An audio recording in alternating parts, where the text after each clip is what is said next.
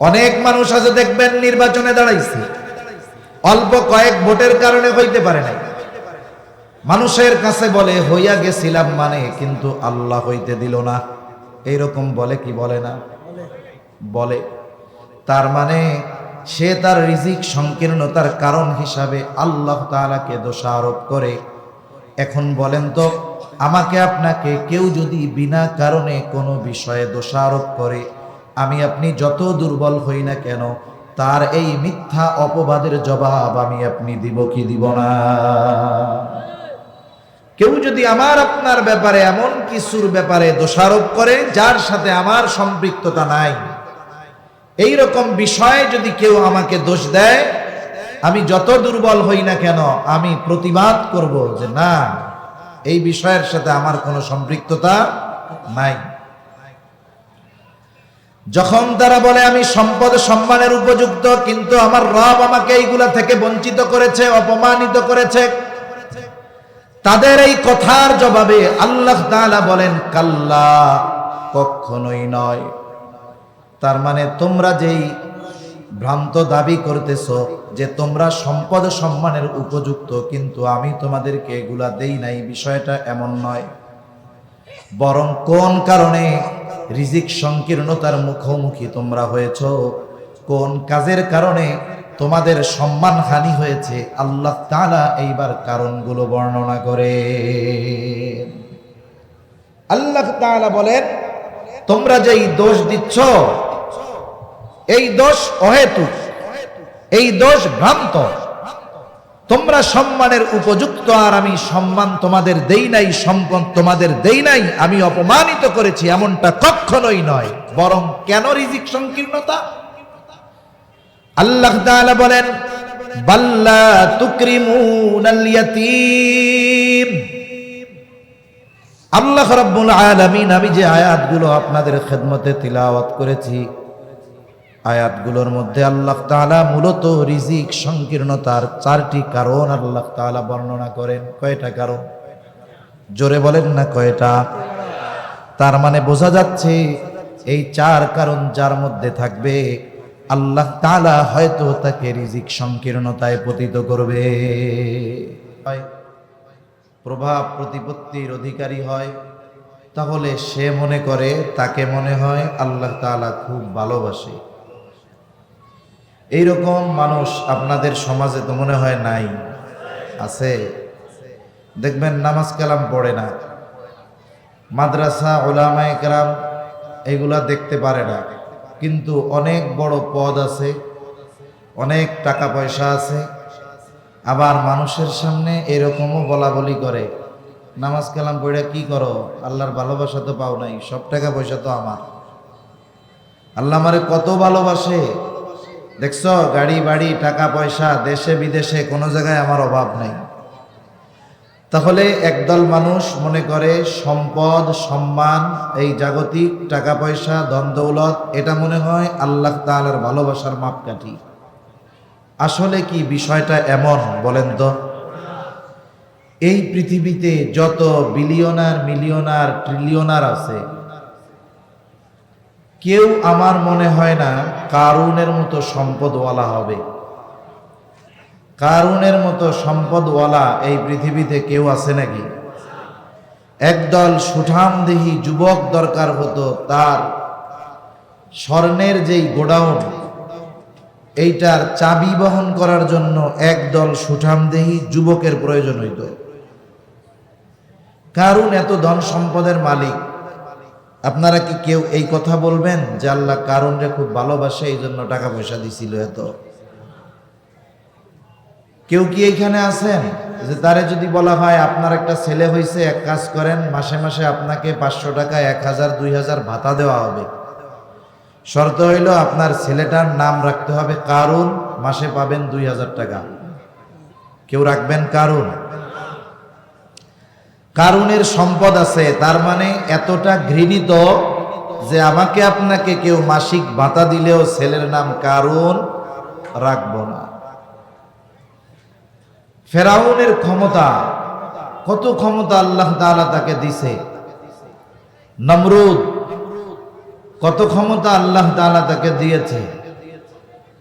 একজন কাফেরও খুঁজে পাবেন না যার নাম ফেরাউন, যার নাম নমরুদ। মুসলমানদের কথা বাদ দেন, কাফেরদের মধ্যে এরকম 2-4 জন নামওয়ালা লোক পাইছেননি? এত ক্ষমতা, কিন্তু তারা এতটা ঘৃণিত যে কাফেররাও ওদের নামের সাথে নাম মিলাইয়া রাখে না। সেজন্য আল্লাহ তাআলা সম্পদ দিলেই ভালোবাসেন, বিষয়টা এমন নয়।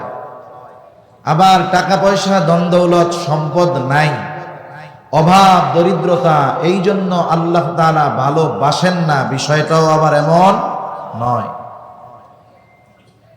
এগুলো আল্লাহ তাআলা দেন কেন? আল্লাহ দেনও পরীক্ষা করার জন্য, আবার এগুলো থেকে আল্লাহ তাআলা বঞ্চিত রাখেন, এটাও পরীক্ষা করার জন্য। আল্লাহ তাআলা সেই কথা বলেন। আল্লাহ তাআলা বলেন, ফাআম্মাল ইনসানু ইযা মাবতালাহু রাব্বুহু ফাআকরামাহু ওয়া না'আমাহু ফায়াকুলু রাব্বি আকরামান। আল্লাহ রাব্বুল আলামিন বলেন, ফাআম্মাল ইনসান ইযা মাবতালাহু রাব্বুহু ফাআকরামাহু ওয়া না'আমাহু। মানুষকে পরীক্ষা করার জন্য যখন তার রব তাকে সম্পদ দেয়, রিজিকের মধ্যে প্রশস্ততা দেয়, তাকে সম্মানিত করে, তাকে অনেক সম্পদ দেয়, এক কথা তার রিজিককে আল্লাহ তাআলা প্রশস্ত করে দেয়। ফাআকরামাহু ওয়া না'আমাহু, সম্মানিত করে, অজস্র নেয়ামত তাকে দান করে, তখন ওই মানুষের কাছে বলতে থাকে, ফায়াকুলু রাব্বি আকরামান, যে আমার রব আমাকে সম্মানিত করেছে। এইরকম বেনামাজি আছে, নামাজ পড়ে না কিন্তু নামাজিরে তিরস্কার করে বলে, নামাজ পড়ে লাভ কি? কি হইছে? কপালে দাগ ফালায়া দিলা, হাঁটুতে পায়ে দাগ হয়ে গেছে, এখনো 3 বেলা পেট পুরে খাইতে পারো না। আর দেখো নামাজ কালাম পড়ি না, তাই আল্লাহ কত ভালোবাসে। ও মনে করে আল্লাহ তাআলা ওকে ভালোবেসে দিয়েছে। আসলে আল্লাহ বলেন কি, যে দিয়েছি পরীক্ষা করার জন্য, আর ও মনে করতেছে ওরে মনে হয় ভালোবেসে দিছি। এটা তাহলে আল্লাহ তাআলা সম্পদ দিয়ে পরীক্ষা নেন। এরপর আল্লাহ তাআলা আবার বলেন, ওয়া আম্মা ইযা মাবতালাহু ফাকাদারা আলাইহি রিজকাহু ফায়াকুলু রাব্বি আহানান। আল্লাহ তাআলা যখন মানুষকে পরীক্ষা করার জন্য তার রিজিকের মধ্যে সংকীর্ণতা দেয়, অভাব দরিদ্রতার মধ্যে যখন তাকে পতিত করে, সে তখন বলতে থাকে, ফায়াকুলু রাব্বি আহানান, যে আমার রব আমাকে অসম্মানিত করেছে। প্রথম বিষয়টা মূলত সে দাবি করে যে সম্পদ সম্মান আমি পাওয়ার উপযুক্ত ছিলাম, পরিশ্রম করেছি, আমার মেধা শ্রমের কারণে এটা আমি পাইছি, আল্লাহ আমারে দিছে, পরীক্ষা মনে করে না। আবার যখন তার কাছ থেকে আল্লাহ তাআলা পরীক্ষা করার জন্য সম্পদ ছিনিয়ে নিয়ে যায়, কোরআন শরীফটা একটা উঁচু জায়গায় রাখলে সুন্দর হয়, নাহলে ওই কাজ নেই একবারে। আবার আল্লাহ তাআলা যখন তার কাছ থেকে পরীক্ষা নেওয়ার জন্য সম্পদ ছিনিয়ে নেয়, সে তখন কি মনোভাব থাকে তার? মুফাসসিরিনে কেরাম বলেন, সে কেমন যেন বলে যে আমি সম্পদের সম্মানের উপযুক্ত ছিলাম, কিন্তু আমাকে আমার রব এগুলো থেকে বঞ্চিত করেছে। নাউজুবিল্লাহ।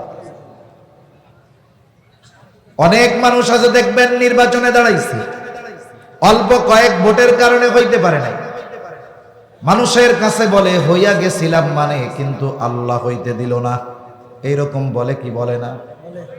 বলে। তার মানে সে তার রিজিক সংকীর্ণতার কারণ হিসাবে আল্লাহ তাআলাকে দোষারোপ করে। এখন বলেন তো, আমাকে আপনাকে কেউ যদি বিনা কারণে কোনো বিষয়ে দোষারোপ করে, আমি আপনি যত দুর্বল হই না কেন, তার এই মিথ্যা অপবাদের জবাব আমি আপনি দিব কি দিব না? কেউ যদি আমার আপনার ব্যাপারে এমন কিছুর ব্যাপারে দোষারোপ করে যার সাথে আমার সম্পৃক্ততা নাই, এই রকম বিষয়ে যদি কেউ আমাকে দোষ দেয়, আমি যত দুর্বল হই না কেন আমি প্রতিবাদ করব যে না, এই বিষয়ের সাথে আমার কোনো সম্পৃক্ততা নাই। যখন তারা বলে আমি সম্পদ সম্মানের উপযুক্ত, কিন্তু আমার রব আমাকে এইগুলা থেকে বঞ্চিত করেছে, অপমানিত করেছে, তাদের এই কথার জবাবে আল্লাহ তাআলা বলেন কাল্লা, কখনোই নয়। তার মানে তোমরা যেই ভ্রান্ত দাবি করতেছো যে তোমরা সম্পদ সম্মানের উপযুক্ত, কিন্তু আমি তোমাদেরকে এগুলা দেই নাই, বিষয়টা এমন নয়। বরং কোন কারণে রিজিক সংকীর্ণতার মুখোমুখি তোমরা হয়েছ, কোন কাজের কারণে তোমাদের সম্মান হানি হয়েছে, আল্লাহ তাআলা এইবার কারণগুলো বর্ণনা করে। আল্লাহ তাআলা বলেন তোমরা যেই দোষ দিচ্ছ, এই দোষ অহেতুক, এই দোষ ভ্রান্ত। তোমরা সম্মানের উপযুক্ত, আর আমি সম্মান তোমাদের দেই নাই, সম্পদ তোমাদের দেই নাই, আমি অপমানিত করেছি, এমনটা কখনোই নয়। বরং কেন রিজিক সংকীর্ণতা? আল্লাহ তাআলা বলেন বাল্লা তুকরিমুনাল ইয়াতীম। আল্লাহ রাব্বুল আলামিন, আমি যে আয়াতগুলো আপনাদের খেদমতে তিলাওয়াত করেছি, আয়াতগুলোর মধ্যে আল্লাহ তাআলা মূলত রিজিক সংকীর্ণতার 4টি কারণ আল্লাহ তাআলা বর্ণনা করেন। কয়টা কারণ? জোরে বলেন না কয়টা? তার মানে বোঝা যাচ্ছে এই 4 কারণ যার মধ্যে থাকবে, আল্লাহ তাআলা হয়তো তাকে রিজিক সংকীর্ণতায় পতিত করবে। এখানে এমন কেউ আছেন, সাউন্ডটা ক্লিয়ার করেন, আওয়াজ কিন্তু ক্লিয়ার না, সব জড়ানো আওয়াজ, ফেসফেসা আওয়াজ ক্লিয়ার না, কেমন জানি জড়াই গড়াই গেছে, আওয়াজ টন টন করবে। আর মনিটর এত বড় বক্স এদিকে দিতে হয় না, তাইলে এই জায়গায় নয়েজ হয়। বক্স বড় হলে এই কর্নারে এই অ্যাঙ্গেলে মুখ করে দিতে হয়, ওই কর্নারে এই অ্যাঙ্গেলে মুখ করে দিতে হয়, আর এইখানের মনিটর হইলে কাছে দিতে হয়, সেটিংই হয় নাই মাইক।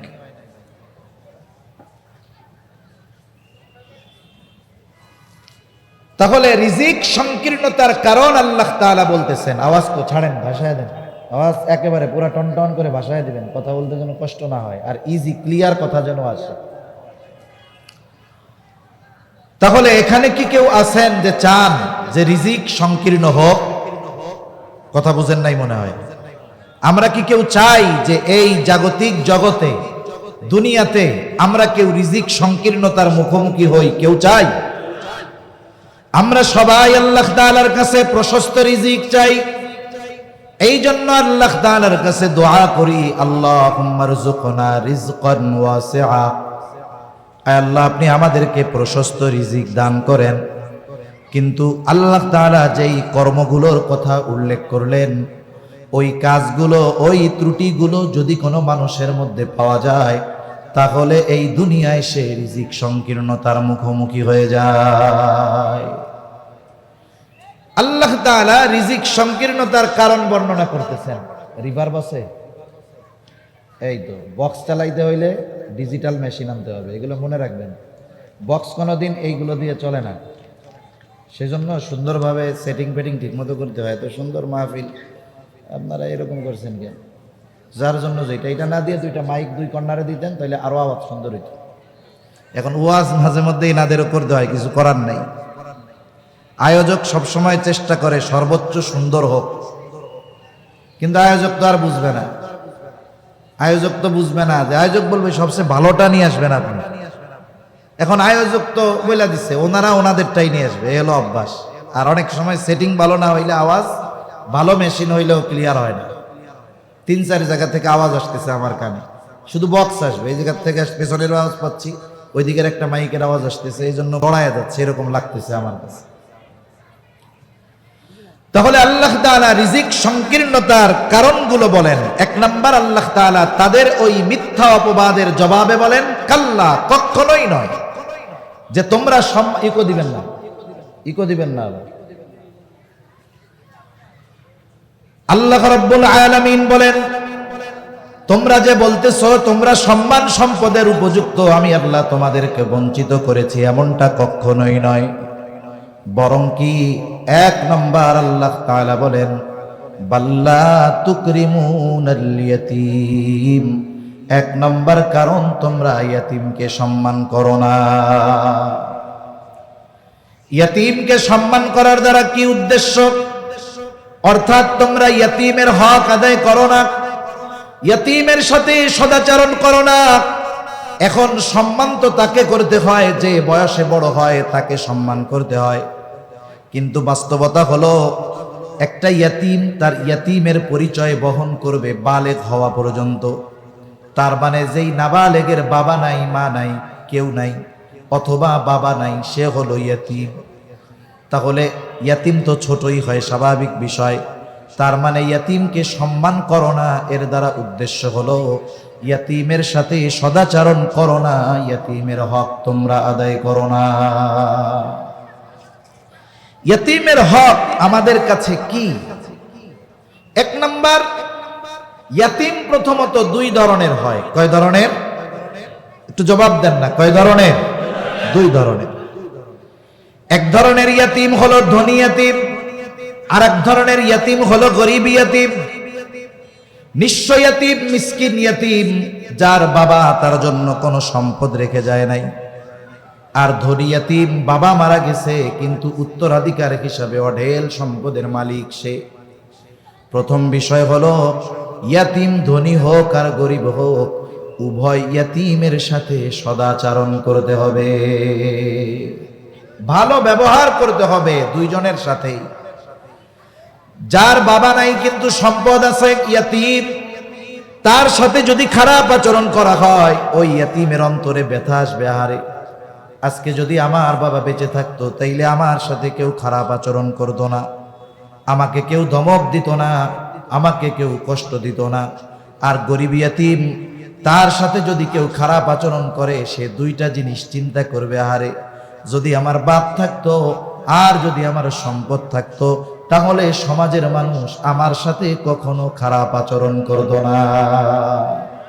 এক কথায় আমাদের আচরণের মাধ্যমে যেন কোনো ইয়াতীম কষ্ট না পায়, সে ধনী হোক আর দরিদ্র হোক। রাসূল আকরাম সাল্লাল্লাহু আলাইহি ওয়াসাল্লামের কাছে একজন লোক আসছে, নবীজির কাছে এসে বলে, ইয়া রাসূলুল্লাহ, আমার হৃদয়টা কঠোর হয়ে গেছে, আপনি আমাকে আমল শিখায় দেন, যে আমল করলে আমার কঠোর হৃদয়টা নরম হয়ে যাবে। একজন সাহাবী এসে বলতেছে, আমার হৃদয়টা কঠোর হয়ে গেছে, আমল শিখায় দেন, যে আমলে দিলটা নরম হবে। চিন্তা করেন, নবীজির সময়ের মানুষ, নবীজিকে দেখা মানুষ বলতেছে হৃদয় কঠোর হয়ে গেছে। আপনি আমি যদি এই জামানার দিকে খেয়াল করি, আমাদের হৃদয়টা এতটা কঠোর হয়েছে, আমার মনে হয় অনেকের হৃদয়ের কঠোরতা এত যে পাথর চূর্ণ বিচূর্ণ করে ফেলা যাবে, কিন্তু তার হৃদয়টাকে কোমল নরম করা যাবে না। এত কঠোরতা তার হৃদয়ের মধ্যে। এই জন্যই তো সামান্য বিষয়ে নিয়ে মানুষ মানুষকে মেরে ফেলে, মানুষ মানুষকে হত্যা করে ফেলে। 1 টাকা 2 টাকা পাওনা চাইছে, মেরে ফেলতেছে। ওই জামানার মানুষ নবীজির কাছে এসে বলে, একটু আমল শিখায় দেন, কি করলে আমার কঠোর দিলটা নরম হবে?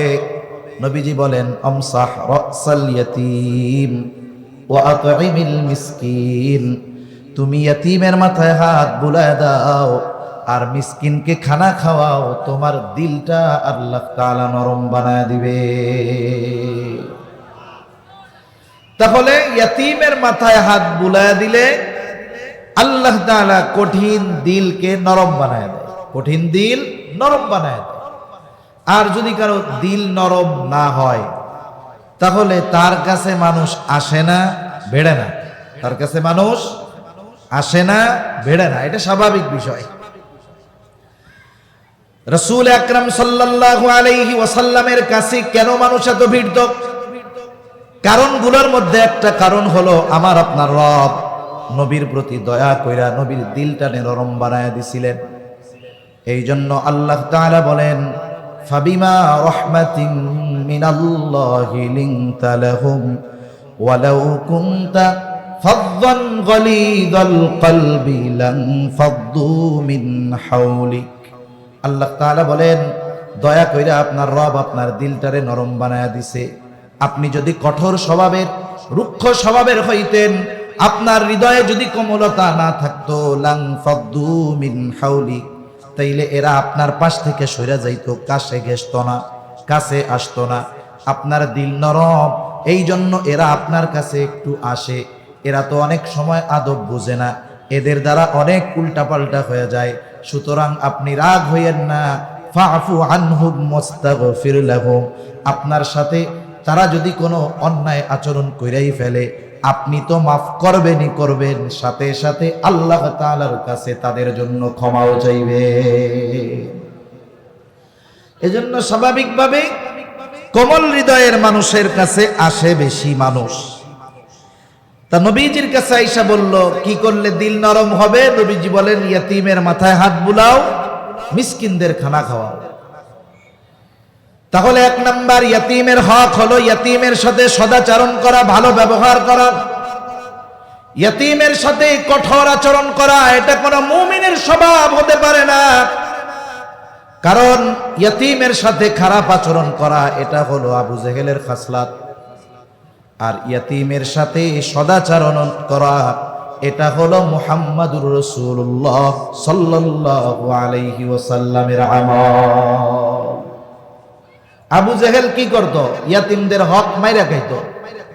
আবু জেহেলের বদ অভ্যাসগুলোর মধ্যে একটা বদ অভ্যাস ছিল যে যখন কোন সম্পদশালী ব্যক্তি মুমূর্ষ অবস্থায় পৌঁছায়া যাইত, জীবনের শেষ সময়গুলো অতিবাহিত করতেছে, লোকটাও সম্পদশালী, আর এই লোকটার সন্তান আছে যেটা নাবালক, কম বয়সী।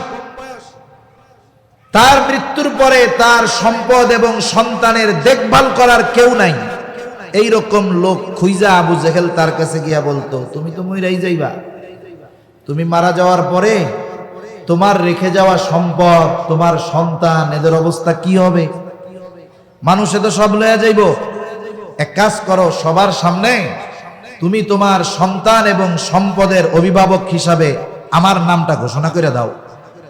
এইবার লোকটা চিন্তা করতো, আবু জেহেল তো লিডার মানুষ, আমার সন্তান যদি আবু জেহেলের অধীনে থাকে, সম্পদ যদি আবু জেহেলের অধীনে থাকে, সে যদি অভিভাবক হয়, তাইলে আমার সম্পদের দিকে অন্য কেউ তাকাবে না, আমার সন্তানের দিকে কেউ আর চোখে তাকাতে পারবে না, কষ্টও দিতে পারবে না। সে তার সন্তান এবং সম্পদের নিরাপত্তার কথা চিন্তা কইরা বলে যাইতো, আমি মারা যাওয়ার পরে আমার সন্তান সম্পদের অভিভাবক আবু জেহেল। এবার লোকটা মারা গেছে, আবু জেহেল এবার কি করত? ওই সম্পদ নিজে গ্রাস করে নিত। বাচ্চাটা যখন বড় হইতো, প্রয়োজনে যখন আবু জেহেলের কাছে গিয়ে সম্পদ চাইতো, আবু জেহেল বাচ্চাকে সম্পদ দিত না, ইয়াতিমের হকটা মাইরা খাইত। এবং কোন ইয়াতিম যদি তার কাছে গিয়ে সম্পদ চাইতো, তার বাবার সম্পদ যদি, তার সম্পদ যদি সে ফেরত চাইতো, আবু জেহেল তার সাথে রুক্ষ আচরণ করে ঘাট ধইরা বাইর করে দিত। এরকম একবার এক ইয়াতিমের সাথে এই কাজ করছে আবু জেহেল। ইয়াতিম কান্না করতেছে, নবীজির সাথে সাক্ষাৎ। কান্না করো কেন? ইয়াতিম খুলে বলছে যে আমার এই অবস্থায় এরকম এরকম করছে আবু জেহেল। নবীজি ওই বাচ্চাকে নিয়ে আবু জেহেলের কাছে গেছে যে তার সম্পদ ফিরায় দাও, নইলে কিন্তু আখেরাতে কঠিন মুসিবতে পড়তে হবে। আখেরাতের পরকালের ভয়ভীতি দেখাইছে। আবু জেহেল এরা পরকালের ব্যাপারে অবিশ্বাসী, উদাসীন, বলে মইরা পইচা গইলা যামু, আবার আল্লাহ বানাইবো উঠাইবো, এটা কিভাবে সম্ভব? যখন আবু জেহেল ওই রকম আচরণ করে সম্পদ ফেরত দেয় নাই, নবীজি ফিরে আসতেছে, মনটাও খারাপ যে একজন ইয়েতিমের সম্পদ ওর কাছ থেকে উদ্ধার করে দিতে পারলাম না, নবীজির মন খারাপ। আল্লাহ তাআলা তখন কাফেরদের বদ স্বভাব, সূরা মাউনে প্রথম 3টা আয়াতে কাফেরদের কয়েকটা বদ স্বভাবের কথা বলছেন। এর মধ্যে একটা কি? আল্লাহ রাব্বুল আলামিন বলেন, আরাআইতাল্লাযী ইউকাযযিবু বিদ্দীন ফাযালিকাল্লাযী ইয়াদউল ইয়াতীম। আল্লাহ তাআলা আবু জেহেল তথা মক্কার কাফেরদের বদ স্বভাবগুলোর মধ্যে একটা স্বভাব, ফাযালিকাল্লাযী ইয়াদউল ইয়াতীম, তারা ইয়াতীমদেরকে ঘাড় ধাক্কা দিয়া বের করে দেয়। তারা তাদের সম্পদ বঞ্চিত করে, তাদের সাথে খারাপ আচরণ করে। এটা কাফেরদের অন্যতম একটা বদ স্বভাব। আর ইয়াতিমদের সাথে খারাপ আচরণ করাটাই হলো আবু জেহেল মার্কা স্বভাব। আর ইয়াতিমের সাথে সদাচরণ করা এটা হলো মুহাম্মাদুর রাসূলুল্লাহর স্বভাব। এজন্য সর্ব অবস্থায় আমরা ইয়াতিমদের সাথে ভালো আচরণ করব ইনশাআল্লাহ। এখন মনে করেন আপনার ঘরে একজন ইয়াতিম আছে, আপনি যদি একজন ইয়াতিমের অভিভাবক হইতে পারেন, লাভ কি? রাসূল আকরাম সাল্লাল্লাহু আলাইহি ওয়াসাল্লাম বলেন, আনা ওয়া কাফিলুল ইয়াতিম কাহাতাইনি ফিল জান্নাহ। নবীজি বলেন, আমি আর ইয়াতিমের অভিভাবক জান্নাতের মধ্যে পাশাপাশি অবস্থান করব। মধ্যমা আর শাহাদাত আঙ্গুল, এই দুইটা আঙ্গুল নবীজি এইরকম মিশিয়ে দেখিয়ে জানায়া দিলেন, এই দুইটা আঙ্গুল যেমন পাশাপাশি অবস্থানরত, আমি আর ইয়াতিমের অভিভাবক ওই রকম ভাবে জান্নাতের মধ্যে পাশাপাশি অবস্থান করব। নবীর সাথে জান্নাতে থাকার ইচ্ছা আমাদের আছে, একটু হাত উঁচা করি তো। নারায়ে তাকবীর, আর জোরে নারায়ে তাকবীর।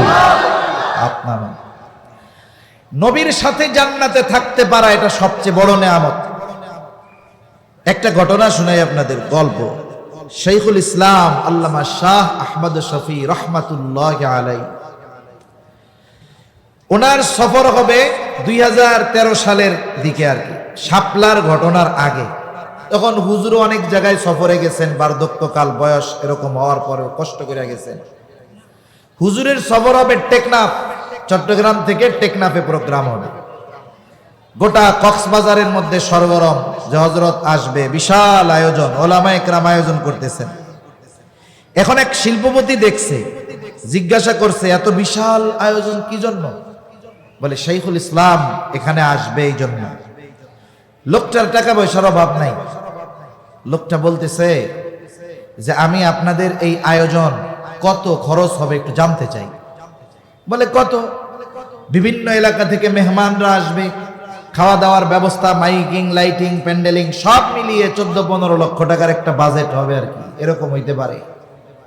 তা লোকটা বলতেছে যে যত খরচ হয় সব আমি দিয়ে দিব, 15 লাখ না, আরো যদি বেশি খরচ হয় আরো বেশি আমি দিব। একটা শর্ত আছে। শর্তটা কি? বলে আমার একটু হুজুরের পাশে বসার ব্যবস্থা করে দিতে হবে, হুজুরের হাতটা একটু ধরার সুযোগ করে দিতে হবে, একসাথে একটু খাওয়ার সুযোগ করে দিতে হবে। তো এটা কোনো ব্যাপার হইল? 15-20 লাখ টাকা দিবেন, এ কোনো ব্যাপার? কোনো ব্যাপার না। দুর্ভাগ্যবশত এই প্রোগ্রামে হযরত যাইতে পারে নাই। এই কারণে কি হয়েছে সেটা বলা উদ্দেশ্য নয়। মূল উদ্দেশ্য হলো এটা বলা, একটা লোক 20 লক্ষ টাকা খরচ করতে রাজি, তার শুধু ইচ্ছা শাইখুল ইসলামের হাতটা একটু ধরবে, পাশে একটু বসবে, এক দস্তরখানে একটু খানা খাবে। চিন্তা করছেন? আপনি আমি যদি এই চিন্তা করি যে এই লোকটা এত টাকা ব্যয় করছে শাইখুল ইসলামের পাশে বসার জন্য, অথচ নবী জানায়া দেন ইয়াতিমের অভিভাবক হয়ে যাও, তুমি আমার পাশে জান্নাতে অবস্থান করতে পারবে। হযরত আনাস রাদিয়াল্লাহু তাআলা আনহু থেকে বর্ণিত হাদিস, নবীজি এক ব্যক্তির সাথে কথা বলতেছে। আসলে আদব হইল যখন একজন আরেকজনের সাথে কথা বলবে, কথার মধ্যে গিয়ে তাকে প্রশ্ন না করা বা তাকে ডিস্টার্ব না করা। কথা শেষ হবে, এরপরে কথা বলবে, এটা হলো নিয়ম। ওই ব্যক্তি রাসূলুল্লাহ সাল্লাল্লাহু আলাইহি ওয়াসাল্লামের কাছে চলে গেছে, গ্রাম্য একজন সাহাবী। স্বাভাবিক গ্রামের মানুষ কিছু কিছু সময় আছে সরলতার কারণে এমন কাজ করে বসে, শহরের মানুষ এটাকে মূর্খতা মনে করে। আসলে সে একজন সরল সহজ মানুষ। সে নবীজির কাছে গিয়া নবীজিকে প্রশ্ন করতেছে, ইয়া রাসূলুল্লাহি মাতাস সাআহ, হে আল্লাহর রাসূল কিয়ামত কখন হবে? নবীজি আরেক ব্যক্তির সাথে কথা বলতেছে। নবীজি ওই ব্যক্তির সাথে কথা শেষ করে জিজ্ঞাসা করলেন, কোথায় ওই ব্যক্তি যে আমাকে জিজ্ঞাসা করেছে যে হে আল্লাহর রাসূল কিয়ামত কখন হবে? কিছু কথা শব্দ এক, বাক্য এক, কিন্তু উপস্থাপনার কারণে অর্থের ব্যবধান অনেক পার্থক্য হয়ে যায়, ঠিক কিনা বলে? যেমন মনে করেন আমাকে একজন বলতেছে এই পানিটা দিয়া, অথবা ধরেন এটা চা, ভাই আমারে বলতেছে হুজুর চা খান। আমি বললাম না, খাবো না। তার মানে কি বুঝলেন? এখন চা খাবো না। আর যদি কথাটা আমি এরকম বলি, বলে হুজুর চা খাবেন, আমি বললাম খাবো না, এর দ্বারা কি বুঝবেন বলেন তো? জব্বর খাওয়া খামো, যা আছে সব খামো। বুঝেন নাই? বাক্য এক, কিন্তু উপস্থাপনার ভঙ্গি পরিবর্তনের কারণে অর্থ অন্যরকম হয়ে গেছে। একটা হলো স্বাভাবিক খাবো না, আর একটা হলো খাবো না মানে অবশ্যই খাবো। কথা বুঝেন নাই মনে হয়। তা ওই ব্যক্তি যদি স্বাভাবিক প্রশ্ন হইতো যে কিয়ামত কখন হবে, তাহলে নবীজির জবাব হয়তো আর এক রকম হইত। কিন্তু এই ব্যক্তির প্রশ্নেও এমন ভাব যে সে সব কিছু নিয়ে রেডি, কিন্তু কিয়ামত আসতেছে না। বুঝেন নাই মনে হয় কথাটা। সে সব কিছু নিয়ে প্রস্তুত, কিয়ামতের জন্য অপেক্ষা করতেছে, কিন্তু কিয়ামত আসতেছে না। প্রশ্নের ভাবটা এরকম। আরেকটা উদাহরণ দেই তাহলে বুঝতে সহজ হবে। মনে করেন আপনি ঢাকা যাবেন, ঢাকা গেলে নয়েজ হয় কেন? আপনি ঢাকা যাবেন, বাসের টিকিট কাটেন না? বাসের টিকিট নোয়াখালী গেছেন বা মাইজদি গেছেন, সোনাপুর গেছেন, এখন আপনি স্বাভাবিকভাবে আগের থেকে টিকিট কাটেন নাই। ওইখানে গিয়ে আপনি লাল সবুজ কাউন্টারে গিয়ে জিজ্ঞাসা করলেন, ভাই বাস কয়টায় আসবে? লাল সবুজ কাউন্টারের থেকে জবাব দিল বাস আসবে 10টায়। আচ্ছা একটা টিকিট দেন। আপনি টিকিট কাটলেন, গাড়ি কয়টায় আসবে? জোরে বলেন না, কয়টায়? 10টায়।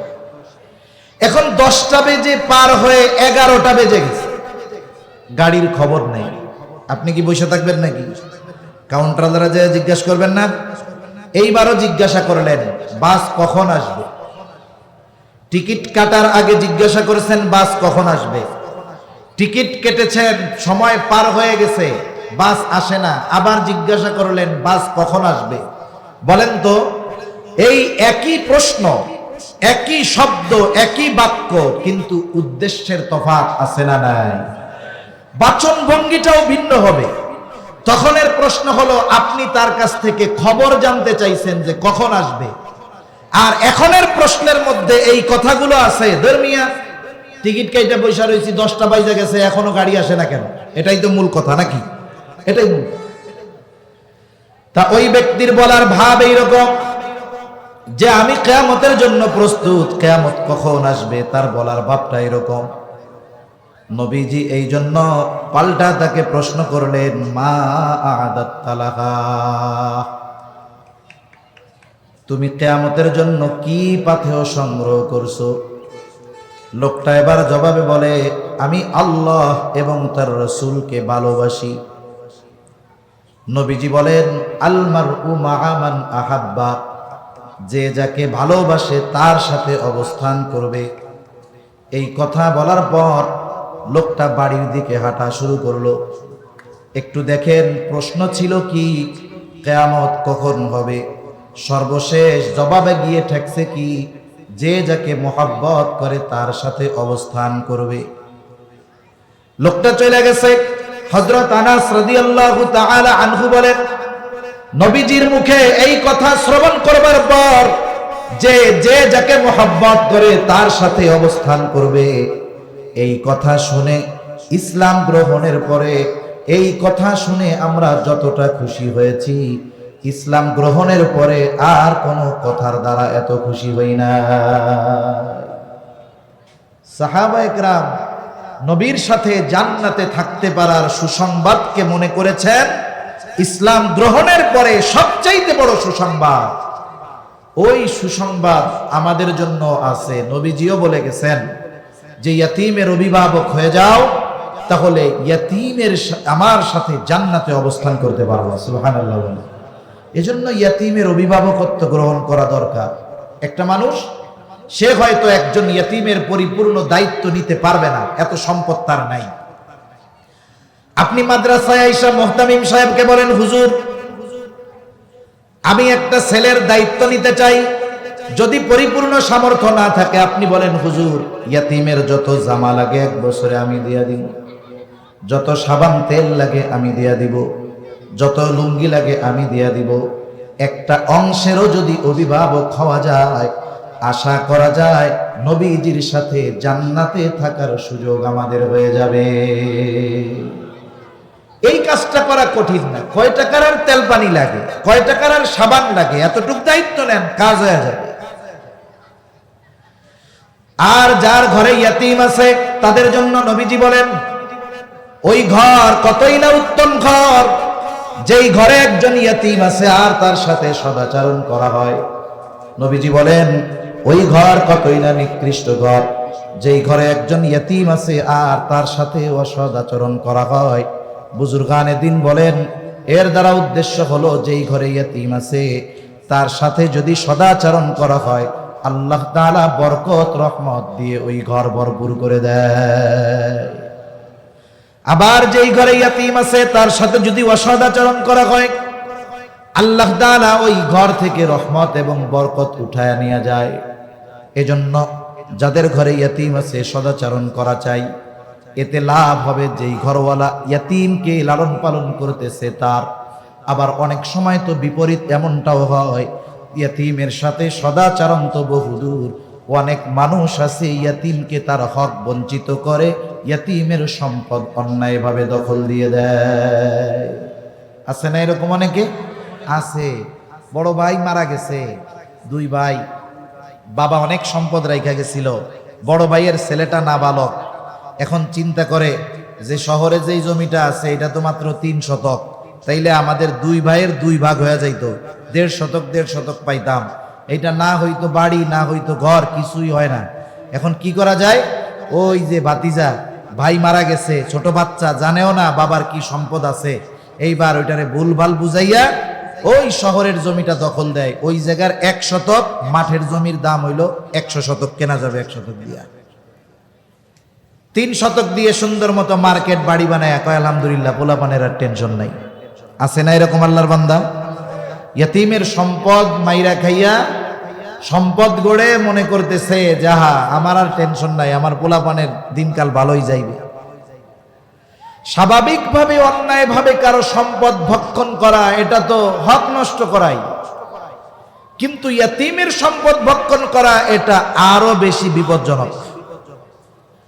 আল্লাহ তাআলা কোরআনুল কারীমের মধ্যে বলেন ইন্নাল্লাযীনা ইয়াকুলুনা আমওয়ালাল ইয়াতামা যুলমান ইন্নামা ইয়াকুলুনা ফী বুতুনিহিম নারা। আল্লাহ তাআলা বলেন নিশ্চয়ই যারা অন্যায়ভাবে ইয়াতিমের সম্পদ ভক্ষণ করে, ইন্নামা ইয়াকুলুনা ফী বুতুনিহিম নারা, তারা কেমন যেন আগুন দিয়ে তাদের পেট ভরপুর করে। একটু বুঝে থাকলে জবান খুলে জবাব দিবেন, বলেন তো ইয়াতিমে আগুনের অবস্থান জান্নাত নাকি জাহান্নাম?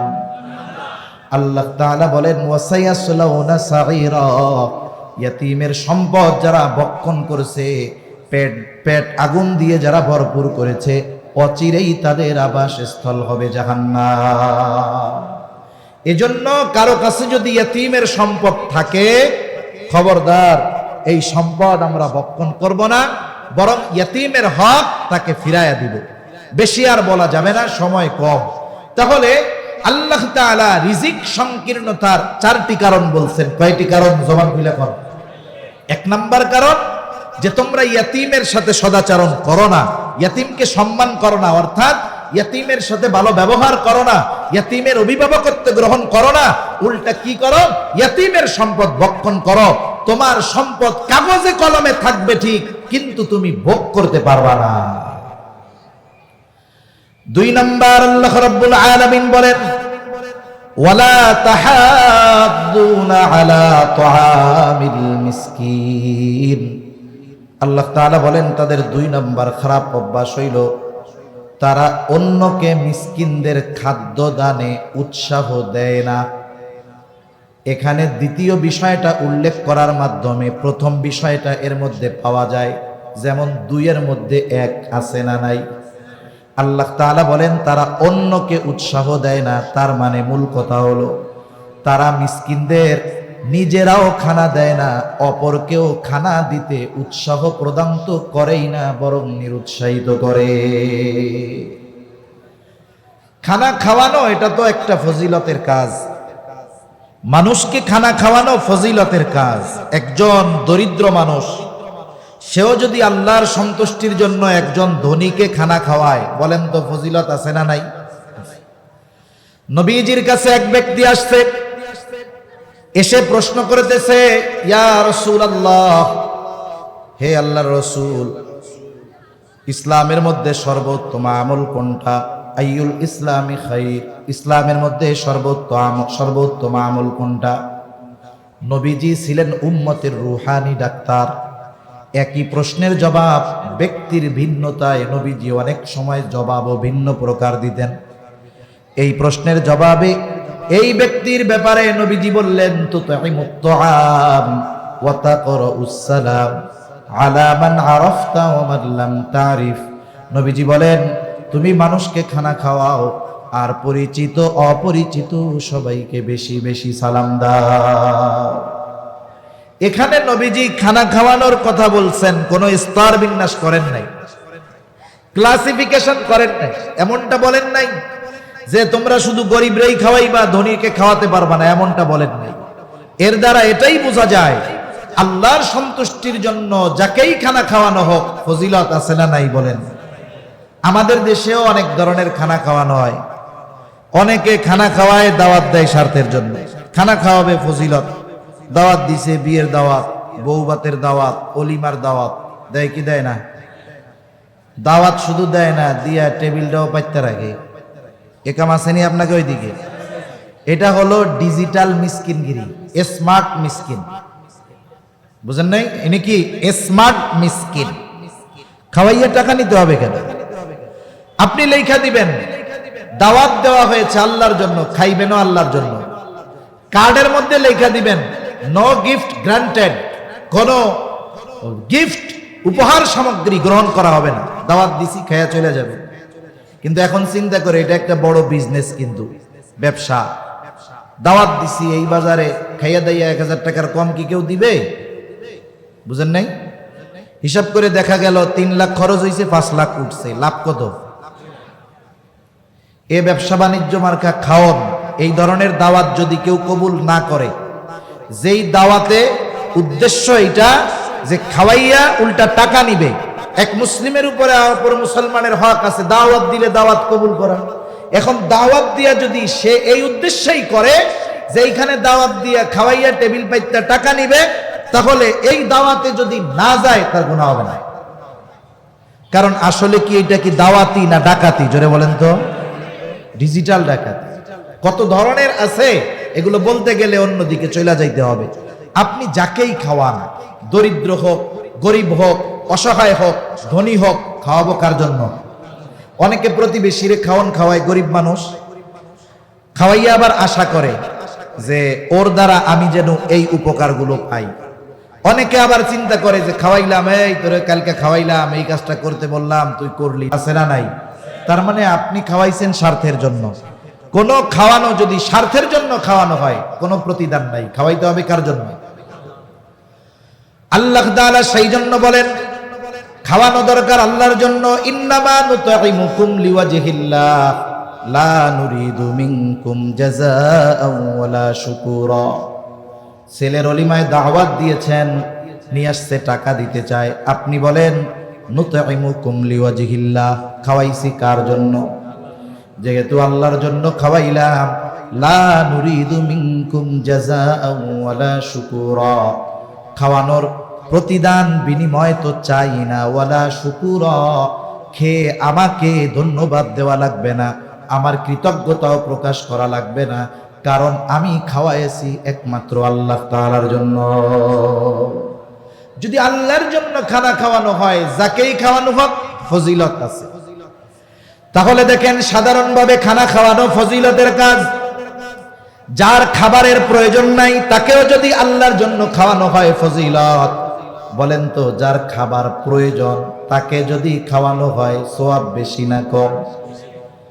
মিসকিনের খাবার প্রয়োজন, সে তো নিঃস্ব, খাবার নাই, দুস্থ মানুষ খাবার নাই, তাহলে তাকে খাওয়াইলে ফজিলত 2 গুণ। 1 নাম্বার ক্ষুধার্তকে খানা খাওয়ানোর সওয়াব, 2 নাম্বার অপর মুসলমান ভাইয়ের প্রয়োজন মিটানোর সওয়াব। রাসূলুল্লাহ সাল্লাল্লাহু আলাইহি ওয়াসাল্লাম বলেন, এক মুসলমান যদি অপর মুসলমানের কোনো প্রয়োজন মিটায়া দেয় এই দুনিয়াতে, তাইলে আল্লাহ তাআলা দুনিয়া আখিরাতে তার প্রয়োজন মিটায়া দিবে। সুবহানাল্লাহ। তাহলে মিসকিনকে খানা খাওয়ানো বড় ফজিলতের কাজ। আমার আপনার কাছে আসছে, আমার আপনার কাছে খাবার খাওয়ানোর কিছু নাই, টাকা নাই। আপনি আপনার বন্ধুকে বলেন যে একটা রুটি আর কলা কিনা দাও 10 টাকা 20 টাকা দিয়া। এই যে আপনি তাকে উৎসাহ প্রদান করলেন, এইবার সে 10 টাকা দিয়ে একটা রুটি, 5 টাকা দিয়ে একটা কলা কিনে দিল।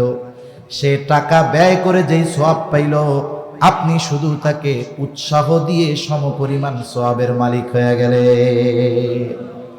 তাহলে একটা হলো নিজে খাওয়ানো, সাথে সাথে আরেকজনকে উৎসাহ দেওয়া। আরেকটা হলো নিজে খাওয়ানোর মতো অবস্থা নাই, আরেকজনকে উৎসাহ দেওয়া যে তুমি খাওয়ায়া দাও। এর বিপরীতে যেই মানুষগুলো আছে ওরা নিজেরাও খাওয়ায় না, আরেকজন খাওয়াইতে গেলেও তাকে নিরুৎসাহিত করে। এমন লোক আছে না? অনেক সময় গ্রাম অঞ্চলে, শহরেও হয়। যেমন মাদ্রাসা থেকে গেছে, অথবা একজন দরিদ্র মানুষ আসছে, খাবার চাইতেছে, পাশের জন দিতে গেছে, আমি তো দেই নাই, উনি দিতে গেছে, আমি কি করে ধরবো? ওরে না দিয়ে আমার একটা বিড়ি খাওয়া, কামে লাগবে। আছে না এরকম আল্লাহর বান্দা? আরে ধর, ওরে দিস না বেটা, আমারে দে, আমি খাই। এই মার্কা কাম হইল বেঈমান মার্কা কাজ। আর এই অভ্যাস যাদের মধ্যে আছে, আল্লাহ তাআলা এদেরকে রিজিক সংকীর্ণতায় ফেলাবেন। আবার দেখেন, এই খানা খাওয়ানো কিছু কিছু সময় ঈমান সম্পৃক্ত বিষয়। রাসূলুল্লাহ সাল্লাল্লাহু আলাইহি ওয়াসাল্লাম বলেন, লাইসাল মুমিন আল্লাযী ইয়াশবাউ, ওই ব্যক্তি মুমিন নয় যে নিজে পেট পুরে খায় আর তার প্রতিবেশী অভুক্ত থাকে। তার মানে আমি আপনি ভালো খাই, কিন্তু আমার প্রতিবেশী অভুক্ত, অভাবী, দরিদ্র। আমি ভালো মন্দ খাইতেছি, জানি তার ঘরে খাবার নাই। নবীজি বলেন, পেট পুরে খায় কিন্তু প্রতিবেশীর খবর নেয় না, অভুক্ত থাকে। নবীজি বলেন ওই ব্যক্তি পরিপূর্ণ মুমিন হতে পারে না। এজন্য প্রতিবেশীর দিকে খেয়াল রাখার দরকার। প্রতিবেশী যদি অভুক্ত থাকে, এই দিকে খেয়াল রাখা দরকার। এজন্য নবীজি বলেন যে তোমরা তরকারির ঝোল একটু বাড়ায়া দাও। কেন? নবী বলেন যাতে করে তোমরা তোমাদের আশপাশের লোক, প্রতিবেশীর একটু খোঁজ খবর নিতে পারো। তাহলে যে কথার থেকে গেলাম, রিজিক সংকীর্ণতার দ্বিতীয় কারণ মিসকিন অসহায়দেরকে খানা না খাওয়ানো এবং অপরকে খানা খাওয়াতে উৎসাহ প্রদান না করা। 3 নাম্বার কারণ, আল্লাহ তাআলা বলেন, ওয়াতাকুলুনাত তুরাসা আকলান লাম্মা। আল্লাহ তাআলা বলেন, তোমরা ওয়ারিসি সম্পদ সম্পূর্ণ একা একা ভক্ষণ করে ফেলো।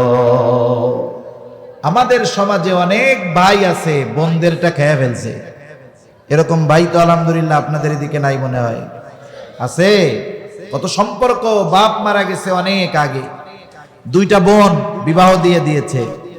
বাবা মারা গেছে, বাবা মারা যাওয়ার পরে সন্তান, ছেলে বড়, তার দায়িত্ব কি? সে বাবার দাফন কাফন সমস্ত কিছুর ব্যবস্থা করবে। এরপরে বাবার যদি ঋণ থাকে ঋণ পরিশোধ করবে। এরপরে যদি বাবার কোনো ওসিয়ত থাকে সম্পদের ব্যাপারে, যেই ওসিয়তের পরিমাণ হলো তার সমুদয় সম্পদের সর্বোচ্চ 3 ভাগের 1 ভাগ। ওসিয়তটা যেই সম্পদ রেখে গেছে সেই সম্পদের 3 ভাগের 1 ভাগের সমপরিমাণ, বেশি হইলে দরকার নেই। যদি ওই পরিমাণ হয় 3 ভাগের 1 ভাগ পরিমাণ, তাহলে এই ওসিয়ত পূরণ করতে হবে। এরপরে বাকি সম্পদ পিতার ওয়ারিশ যারা আছে তার কাছে যারা সম্পদ পাবে, এই মানুষগুলোর মধ্যে যথাযথ হক খেয়াল রেখে সম্পদ বন্টন করে দিতে হবে। এটাই তো নিয়ম নাকি? অনেক সময় আমরা অনেক ভাই আছি, এই সম্পদ বন্টনের ক্ষেত্রে গড়িমসি করি, ইচ্ছা করে দেরি করে না। কারণ চিন্তা করে ভাগ করলেই তো কমে গেল না, ঠিক না? বছরে 2 বার বোন ভাগনা ভাগ্নি বেড়াতে আসে, কত আদর যত্ন মোহাব্বত ভালোবাসা। আসে 2-4-10 দিন থাকে, আবার ব্যাগ ভরে আম দিয়া দেয়, কাঁঠাল দিয়া দেয়, বলে আগামী বছর আবার আইসো। এভাবে 15 বছর পার হয়ে গেছে। বোনরা নিজেদের সম্পদ কখনো ভাইদের কাছে চায় নাই। মানুষের জীবন সব সময় একরকম যায় না। এইবার দুই বোন এসে ভাইকে বলতেছে, ভাই 15 বছর গাছের ফল, পুকুরের মাছ, জমির ফসল, ডাব, নারকেল, কাঁঠাল সব আপনি খাইছেন, কোনো আপত্তি নেই। এখন আমাদেরকে আমাদের হকগুলো বুঝায়া দেন, আর যদি আপনি রাখতে চান ন্যায্য মূল্য পরিশোধ করে দেন। অধিকাংশ ক্ষেত্রে বিষয়টা এমন হবে, বোনরা যদি এসে তাদের হক ভাইয়ের কাছ থেকে বুঝে নিতে চায়, ভাইয়ের চেহারা সাথে সাথে পরিবর্তন হয়ে যাবে। সম্পদ যদিও দিয়ে দিবে, সাথে সাথে অধিকাংশ ক্ষেত্রে সম্পর্কটাও ছিন্ন করে ফেলবে। আগে যখন আসতো কত আদর সমাদর, আসার পরে বলতো গত বছর 5 দিন থাকছো, হবে না, এই বছর 10 দিন থাকতে হবে, যাওয়া যাবে না। কিন্তু সম্পদ ভাগ করে নিয়ে যাওয়ার পরে ঘরে ঢোকার আগেই জিজ্ঞেস করে যাবা কোন সময়। বুঝেন নাই? ঘরে ঢোকার আগেই কি জিজ্ঞাসা করে যাবা কোন সময়। তার মানে এই মানুষগুলো চায় যে সম্পদগুলো আমার কাছে থাকলেই ভালো হতো। আর কিছু মানুষ তো আছে এইরকম বোনদের, ফুফুদের, আত্মীয় স্বজনকে সম্পদ বঞ্চিত করে, এমন লোকের সংখ্যা এই সমাজে কম নয়, অনেক আছে। ঠিক কিনা বলেন? মনে রাখবেন, এটা তো বান্দার হক সম্পৃক্ত বিষয়। আল্লাহর হক যদি কেউ নষ্ট করে, আল্লাহ তাআলা মহান, আল্লাহ তাআলা চাইলে মাফ করে দিতে পারেন। কিন্তু কেউ যদি বান্দার হক নষ্ট করে, সে যতক্ষণ না ক্ষমা করবে ততক্ষণ পর্যন্ত আল্লাহ ক্ষমা করবেন। হাদিসের মধ্যে আসছে, কিয়ামতের দিন সবচাইতে নিঃস্ব হবে ওই ব্যক্তি যার আমলের অভাব ছিল না, নামাজ রোজার অভাব ছিল না, হজ যাকাতের অভাব ছিল না, কিন্তু দুনিয়ায় বান্দার হক নষ্ট করত। ওই ব্যক্তি কিয়ামতের দিন পাহাড় পরিমাণ নেক নিয়ে উপস্থিত আল্লাহর সামনে চিন্তা করবে যে আজকে আমার জান্নাতে যাওয়া কে ঠেকায়। কিন্তু আল্লাহ তাআলার অনুমতি না পাওয়া পর্যন্ত জান্নাতে প্রবেশ করতে পারবে না। আল্লাহ তাআলা তাকে জান্নাতে যাওয়ার অনুমতি দেওয়ার পূর্বে তার ব্যাপারে দুনিয়ায় সে যাদের হক নষ্ট করেছিল তারা আল্লাহ তাআলার কাছে অভিযোগ দায়ের করবে। দুনিয়াতে অনেক মাজলুম আছে যারা দুনিয়াতে ন্যায় বিচার পায় নাই, আর মাজলুম যখন ন্যায় বিচার পায় না, সর্বশেষ এই বিচার সে যার কাছে দেয় তিনি কে? গভীর রাতে বলে, আল্লাহ দুনিয়ায় বিচার পাইলাম না, আল্লাহ তুমি ন্যায় বিচার করি। মাজলুমের এই কথাটা খুব কঠিন। নবীজি বলেন, আল্লাহ তাআলা মাজলুমের বদদোয়াকে ফিরায়া দেয় না। তোমরা মাজলুমের বদদোয়া ভয় করো, কারণ তার আর আল্লাহর মাঝে পর্দা নাই। দোয়া করে তো আল্লাহ তাআলা তার দোয়া কবুল করে নেয়। এজন্য দুনিয়ায় যারা মাজলুম, যাদের হক নষ্ট করা হয়েছে, দুনিয়ায় যদি ন্যায় বিচার না পেয়ে থাকে, কিয়ামতে আল্লাহ ন্যায় বিচার দিয়ে দিবেন। আল্লাহ তাআলা বলেন, وَنَضَعُ الْمَوَازِينَ الْقِسْطَ لِيَوْمِ الْقِيَامَةِ فَلَا تُظْلَمُ نَفْسٌ شَيْئًا وَإِنْ كَانَ مِثْقَالَ حَبَّةٍ مِّنْ خَرْدَلٍ أَتَيْنَا بِهَا وَكَفَى بِنَا حَاسِبِينَ। আল্লাহ রাব্বুল আলামিন বলেন, আমি কিয়ামতের দিন ইনসাফ তথা ন্যায় বিচারের আদালত কায়েম করব। এমন বিচারালয়, এমন আদালত, ফালা তুযলামু নাফসুন শাইআ, যে কারো প্রতি ন্যূনতম জুলুম করা হবে না, কারো প্রতি অবিচার করা হবে না।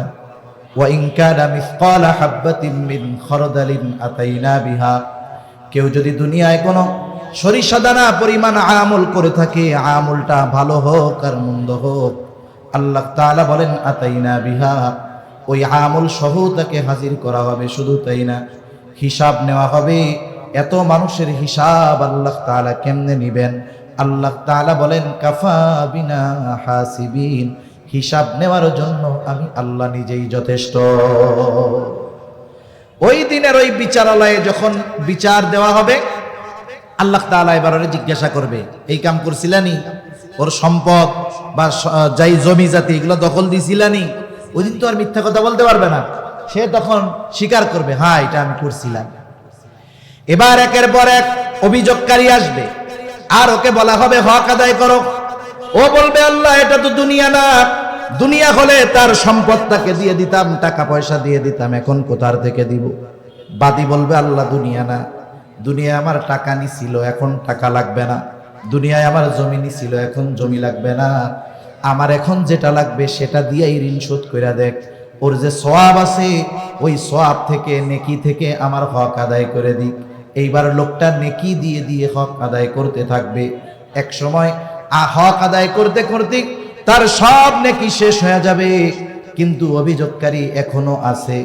লোকটা আল্লাহর কাছে বলবে আল্লাহ সব সওয়াব তো দিয়ে দেওয়া হয়ে গেল, এখন তো আর সওয়াব নাই। এইবার অভিযোগকারীরা বলবে আল্লাহ সওয়াব নাই, তাতে কি, আমাদের গুনাহ নিয়ে আমাদের হক সে আদায় করে দি।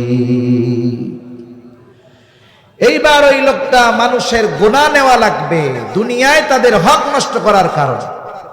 পাহাড় পরিমাণ গুনার মালিক এবার হয়ে যাবে সে। একটু চিন্তা করে দেখেন, কোনো আমলের অভাব ছিল না, কিন্তু মানুষের হক নষ্ট করার কারণে তার সব আমলগুলো বাতিল হয়েছে। পাহাড় পরিমাণ নেকি পাহাড় পরিমাণ গুনায় পরিণত হয়ে গেছে। এজন্য দুনিয়া থেকে এমন ভাবে যাওয়া দরকার যে আমার আপনার কাছে কেউ যেন হক প্রাপ্য না থাকে, ঠিক কিনা বলেন? নবীজি জীবনের অন্তিম সময় সাহাবায়ে কেরামের সামনে কি বলছেন? যখন বুঝতে পেরেছেন যে মিশন নিয়ে আল্লাহ তাআলা নবীকে পাঠিয়েছিলেন সেটা শেষের দিকে, তখন তিনি উপস্থিত সবাইকে বলছেন যে আমার কাছে যদি কেউ কোনো হক প্রাপ্য থাকো চেয়ে নাও, তাহলে আমরাও এইরকম এক জীবন গঠন করব। আমি যখন দুনিয়া থেকে যাব, আমার ভাই, আমার বোন, আমার আত্মীয় স্বজন অথবা কেউ যেন আমার কাছে কোনো হক প্রাপ্য না থাকে, তাহলে এই হক আদায় করতে হবে আখিরাতে, তবে সেটা নেকি দিয়ে অথবা গুনাহ নিয়ে।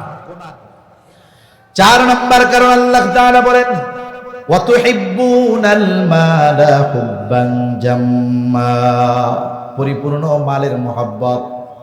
হাদিসের মধ্যে আসছে হুব্বুদ দুনিয়া রাকসু কুল্লি খাতিআহ, দুনিয়ার মহব্বত হলো সকল গুনাহের মূল। মালের মহব্বত এটা গুনাহের অন্যতম কারণ। যাদের মধ্যে মালের মহব্বত ঢুকে যায়, ওয়া তুহিব্বুনাল মালা হুব্বান জাম্মা, এই মালের মহব্বত যখন ঢুকে যায় তখন সে যাচাই বাছাই করে না কোনটা ভালো কোনটা মন্দ। ওই যে আমরা ছোটবেলায় কবিতা পড়েছি, পুঁটি মাছ পাই না, একটা যদি পাই অমনি দইরা গাপুস গুপুস খাই। যখন কারো মালের মহব্বত হয়ে যায় সে যাচাই বাছাই করে না কোনটা হালাল আর কোনটা হারাম, ওই রকম যা পায় সেটাকেই গাপুস গুপুস করে খায়। আবার আরেকটা জিনিস দেখবেন, এ দুনিয়াতে যত পাপ হয় সব পাপের পেছনে দুনিয়ার মহব্বত, মালের মহব্বত সম্পৃক্ত থাকে। সমস্ত গুনার পেছনে দুনিয়ার মহব্বত আর মালের মহব্বতের জয়েন্ট থাকে।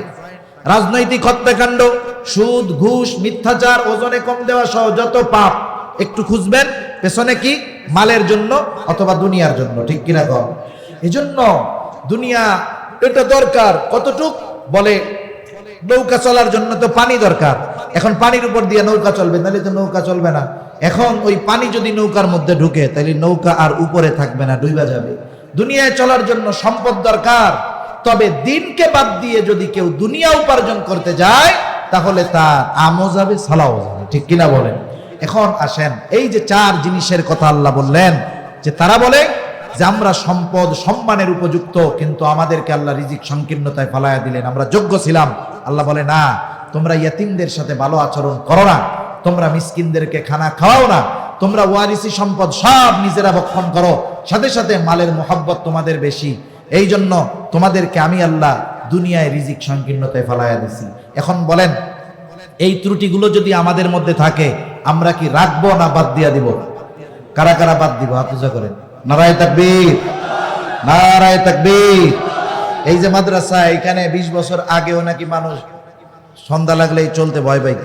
কত সুন্দর এক বাগান, কত সুন্দর এক পরিবেশ, অনেক ছাত্ররা পড়ালেখা করতেছে। এই মাদ্রাসার ছাত্ররা আসছে, প্রথম ছাত্র যিনি তিনিও দেখা করছে আইসা, ওনারা আসছে। এই যে এক সুন্দর জান্নাতি বাগান, এই বাগানের পরিচর্যা আমাদের করার দরকার আছে না নাই? জোরে বলেন, আছে না নাই? পরিচর্যা অনেক ভাবে হয়। আপনি ছাত্র দিয়ে পরিচর্যা করতে পারেন, ছাত্রর এক দায়িত্ব নিয়ে পরিচর্যা করতে পারেন। আল্লাহ আপনাকে দোয়া করার ক্ষমতা দিছে, দোয়া কইরা পরিচর্যা করতে পারেন। সাথে সাথে দোয়ার সাথে দাওয়াও দরকার, যেহেতু প্রতিষ্ঠান পরিচালনার জন্য অর্থ দরকার হয়। আপনি কিছু অর্থ দিয়েও সহযোগিতা করতে পারেন, ঠিক কিনা বলেন? এজন্য এখন অনুরোধ, আমার পরে আমার প্রিয় ভাই আব্দুর রহমান জামি হাফিজাহুল্লাহ, মুহতামিম জামি